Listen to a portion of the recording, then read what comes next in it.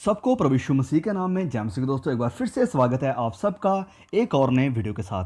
जैसे कि आप सब लोग जानते हैं कि हमने एक वीडियो सीरीज़ शुरू किया है जिसका नाम है the power of a positive no, और जिसमें हमने पहले से ही 3 वीडियोस बना दिया है। सबसे पहले था रानी वश्ती के ऊपर, उसके बाद दानियल के ऊपर, और आखिर वाला था यूसुफ के ऊपर। और आज जिसके बारे में हम बात करने वाले हैं उसका नाम है मूसा। तो वीडियो को शुरू करने से पहले मैं कहना चाहता हूं कि हम ये अक्सर भूल जाते हैं कि ये सब हीरोज़ जिनका हमने जिक्र किया है और जिनका जिक्र हम करने वाले हैं, कि ये सब लोग भी आम इंसान थे, हमारे और बिल्कुल आपके जैसे। इनमें से किसी ने भी अपने आप को ये नहीं कहा कि हे, मैं बाइबल का एक कैरेक्टर बनने वाला हूँ तो मुझे अच्छी तरह से पेश आना चाहिए। नहीं, ऐसा कुछ भी नहीं था। वरन वह लोग हमारी ही तरह ज़िंदगी गुजार रहे थे और अपने विश्वास को परमेश्वर पर बनाए हुए थे। इन सब लोगों के अंदर यह विश्वास था कि भले ही हालात कैसे भी हों, परमेश्वर उन्हें कभी नहीं छोड़ेगा, कभी नहीं त्यागेगा। तो आइए हम बाइबल में से, नए नियम में से एक वचन को पढ़ते हैं मूसा के बारे में। तो जाएंगे इब्रानियों अध्याय 11 वचन 24 से लेकर 26 तक। लिखा है कि विश्वास ही से मूसा ने सियाना होकर फिरौन की बेटी का पुत्र कहलाने से इनकार कर दिया, इसलिए कि उसे पाप में थोड़े दिन के सुख भोगने से परमेश्वर के लोगों के साथ दुख भोगना और भी उत्तम लगा, और मसीही के कारण निंदित होने को मिस्र के भंडार से बड़ा धन समझा। क्योंकि उसकी आंखें, इस वचन को ध्यान से सुनिए, क्योंकि उसकी आंखें फल पाने की ओर लगी थी। फल पाने की मतलब रिवॉर्ड पाने की, इंग्लिश में ऐसा लिखा है। अब आगे बढ़ने से पहले चलिए हम थोड़ा मूसा के बारे में जान लेते हैं। तो पवित्र बाइबल में प्रभु यीशु के बाद अगर सबसे ज़्यादा जाना पहचाना चेहरा या कोई करैक्टर बाइबल में है तो वो है मूसा। मूसा का जन्म मिस्र में रह रहे एक गुलाम यहूदी परिवार में हुआ। अब यहूदियों की बढ़ती आबादी को देखकर मिस्र का राजा या फिरौन डर गया था, इसलिए उसने सारे इजरायली नवजात लड़कों को मारने का ऑर्डर दे दिया था। लेकिन मूसा एक खास बालक था। पहले तो उसकी माँ ने उसे छिपा कर रख छोड़ा, लेकिन जब और छिपा ना सकी तो उसे नील नदी में एक टोकरी में रखकर छोड़ दिया। और नील नदी में फिरौन की बहन ने उसे देखा और अपने महल में ले गई, और वहीं पर मूसा पला बड़ा और सारी विद्या को हासिल किया। ये थी छोटी सी बैकग्राउंड मूसा के बारे में। अब जब भी हम मूसा का नाम सुनते हैं या मूसा के बारे में सुनते हैं तो हमारे सामने एक तस्वीर आ जाती है, एक बुजुर्ग इंसान की जो बड़ी दाढ़ी वाला है। लेकिन ये जानना हमारे लिए बहुत ज़रूरी है कि उसने अपनी जवानी के दिनों में ही सारे भोग विलास, ऐशो आराम और लग्जरियस लाइफ को मना किया था, ना कहा था। जैसे हमने वचन में पढ़ा है कि विश्वास ही से मूसा ने सियाना होकर फिरौन की बेटी का पुत्र कहलाने से इनकार कर दिया, नहो कह दिया, मना कर दिया। उसने चुनाव किया, उसने एक फैसला लिया कि इधर रहना है या उधर रहना है। उसे फैसला करना पड़ा कि अपने लोगों के साथ कष्ट भोगना है या पाप में थोड़े दिन के सुख भोगने हैं। अब ध्यान दीजिए कि वह मिस्र देश में था। कहाँ था? मिस्र देश में। उस वक्त का मिस्र सबसे रिचेस्ट यानी एक अमीर देश था, और सबसे बड़ी बात कि वह मिस्र देश के मालिक फिरौन जो कि उस देश का राजा था, उसके महल में था, और पूरी संभावना थी आने वाले समय का फिरौन बनने की। लेकिन उसने फैसला किया, उसने चुनाव किया कि इन सब को ना कहे, क्योंकि वह जान गया था कि उसके लोग, इजरायली लोग मिस्र में गुलाम बनकर रह रहे हैं। इस कारण मूसा ने सारे ऐशो आराम और बादशाहों वाली ज़िंदगी को ना कह दिया कि मैं आपका बेटा कहलाने की बजाय अपने लोगों के साथ दुख भोगने के लिए तैयार हूँ और अपने परमेश्वर की सेवा करूँगा। यही है जो उसने किया था। और आज हम जानते हैं कि मूसा इतिहास का एक बहुत ही महत्वपूर्ण और जाना पहचाना चेहरा बन चुका है। तो अब आइए हम देखते हैं 3 बहुत ही महत्वपूर्ण लेसन्स या उन बातों को जो हम मूसा के जीवन से सीख सकते हैं। सबसे पहला, he understood the meaning of true wealth. वह जान गया था कि सच्चा धन असल में क्या है। विस्तार में कहूँ तो सच्चा धन ये है या ये समझ लेने में है कि आनंद या सुकून या शांति इस बात में नहीं आती कि आपके पास अकाउंट में कितना पैसा है, आपके घर में क्या सुविधाएं या फैसिलिटीज़ उपलब्ध हैं। क्योंकि ये सब बातें भले ही बुरी नहीं हैं, अच्छी हैं, पर ये आपको आनंद या सुकून या सच्ची खुशियाँ या शांति नहीं दे सकती हैं। वरन सच्चा आनंद, सच्ची शांति परमेश्वर के साथ अपना रिश्ता कायम करने से, परमेश्वर की मोहब्बत से भरे लोगों के साथ वक्त गुजारने से आती है। और मूसा मूसा इस बात को समझ गया था, इसलिए उसने फैसला किया कि वह अपने लोगों के साथ रहेगा, ना कि मिस्रियों के साथ। वह जान गया था कि परमेश्वर के प्रति वफादार रहना ज़्यादा जरूरी है, ना कि मिस्र के सुख भोगना। और जवानी की अवस्था में ही, जब उसकी उम्र एंजॉय करने की थी, सेटल होने की और मज़े करने की थी, उसने ना कह दिया और परमेश्वर के प्रति वफादार हो गया और फिरौन के महल को ठुकराकर अपने लोगों के बीच जाकर कष्ट भोगने लगा। अब सवाल हमारे लिए कि क्या हम असल धन को जान चुके हैं? क्या हम सच्चाई जान चुके हैं कि असल धन असल में है कहाँ और कहाँ मिलेगा, और कौन से लोगों के बीच में मिलेगा, कहाँ संगति करने में मिलेगा, किसके प्रति वफादार रहने से मिलेगा? मूसा इस बात को जान गया था, इसलिए उसने सुख और आराम और ऐश की ज़िंदगी को ना कहा और जहां असली धन था वहां पर जाकर रहने लगा। परमेश्वर के प्रति वह वफादार हो गया। क्या आप संसार को ना कहने के लिए तैयार हैं? क्या आप संसार के सुख विलास, ऐश आराम को ना कहने के लिए तैयार हैं? ये सब बुरा नहीं है। जी हाँ, एंजॉय करना लाइफ को, या लाइफ के किसी भी जो हमारे पास फैसिलिटीज़ है उसको एंजॉय करना गलत नहीं है, लेकिन क्या वह हमारे लिए परमेश्वर से ज़्यादा ज़रूरी है? अगर हमें दोनों के बीच से फैसला करना पड़े तो हम किसको चुनेंगे?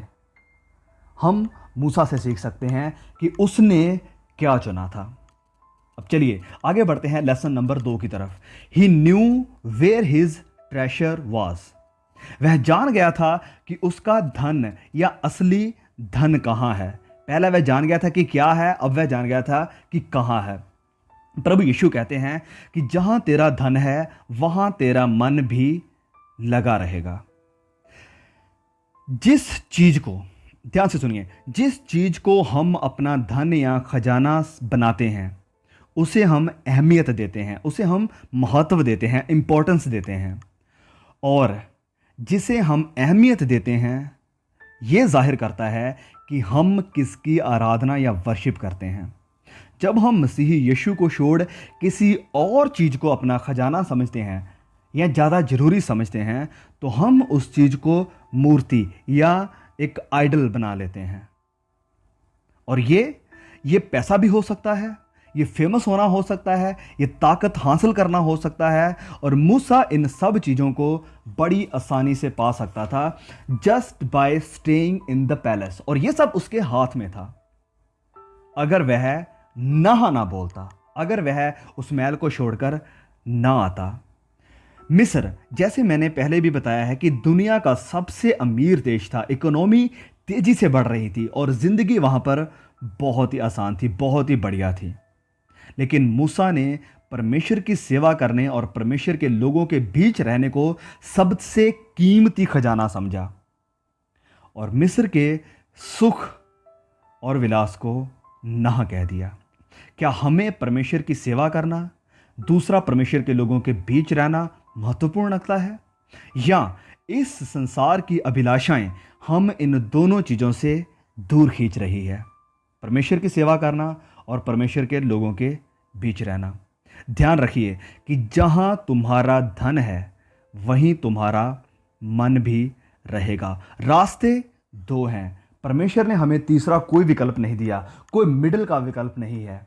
एक नैरो वे है और एक ब्रॉड वे है, एक खुला रास्ता है और एक सकरा रास्ता है। आपको कहाँ चलना है, फैसला आपको करना है। चुनाव आज आपके हाथ में है। परमेश्वर आपके ख्याल को, आपकी सोच को और आपके चुनाव को कभी भी मजबूर नहीं करेगा। मूसा की तरह आपको या तो ना कहना है और या फिर वहीं रहना है।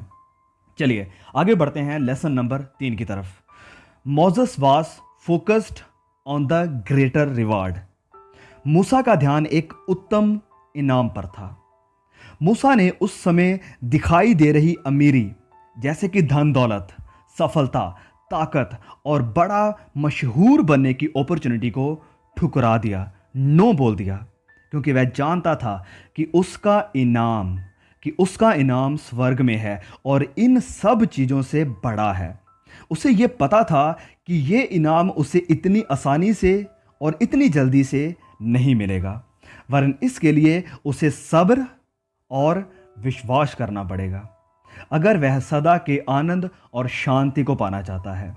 बहुत से लोग आज ऐसे बिहेवियर या ऐसे स्वभाव को देखकर सोचेंगे कि यह तो पागलों वाली हरकत है, जो दानियल ने किया और फिर जो यूसुफ ने किया था। लोग आज उसके ऊपर हंसते। जो मूसा ने किया, लोग आज उसे महामूर्ख समझते कि क्या यार, कैसा बंदा है, इतने महलों वाली मजे की जिंदगी को छोड़कर स्लम्स में आकर गुलामों के बीच में रह रहा है। लेकिन ऐसा बोलने वाली आंखें संसारिक आंखें हैं, जो कि बस शरीर तक ही सीमित हैं। जो शरीर के अंदर असल इंसान है, उसकी उन्हें कोई परवाह नहीं है। पहला कुरिन्थियों अध्याय 2 वचन 9 में लिखा है, जो आंख ने नहीं देखी और कान ने नहीं सुना और जो बातें मनुष्य के चित्त में नहीं आई, यानी मनुष्य के ख्यालों में भी नहीं आई, वही है जो परमेश्वर ने अपने प्रेम रखने वालों के लिए तैयार की है। और मूसा इस बात को समझ गया था, इसलिए वह रूप को देखकर नहीं वरन विश्वास से चल रहा था। He was not walking by site but by faith.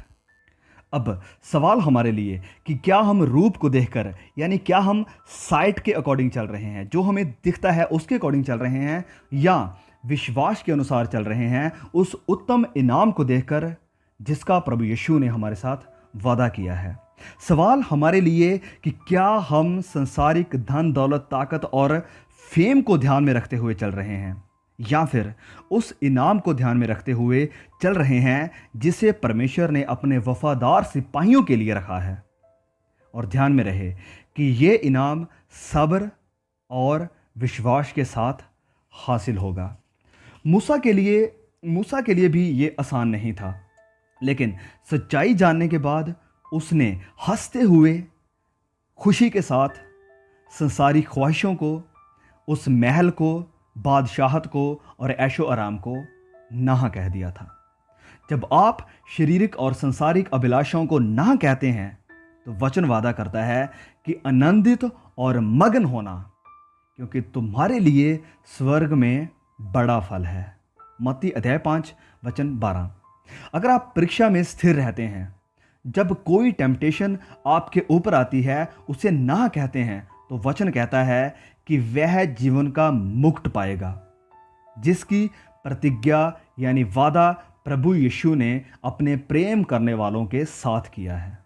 तो आइए एक दूसरे को उत्साहित करें कि हम शारीरिक और संसारिक टेम्पटेशंस यानी प्रलोभन के साथ लड़ें, इन्हें ना कहें और इन अभिलाषाओं के पीछे भागने की बजाय मूसा की तरह परमेश्वर की सेवा करने का फैसला करें और उसकी महिमा के लिए अपना जीवन गुजारें। और इस बात को ध्यान में रखते हुए कि जितने मसीही यीशु में भक्ति के साथ जीवन बिताना चाहते हैं, वह सब सताए जाएंगे।